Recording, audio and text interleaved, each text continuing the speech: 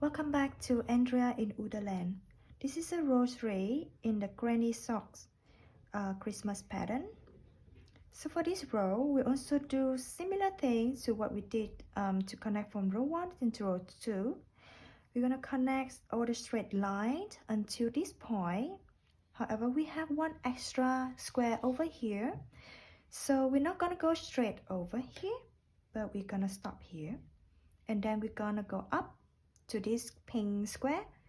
We're gonna go down to join this extra square, go to this side, complete this square, and then go straight over here, go down, connect to this adjacent, go up again, connecting all the square together like the row 2.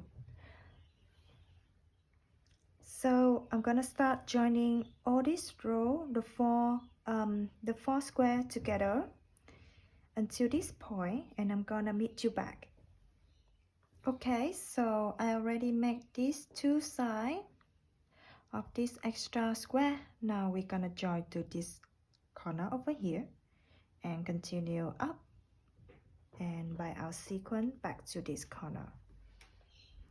So I have finished to join these three row together, and now we can go to the last row.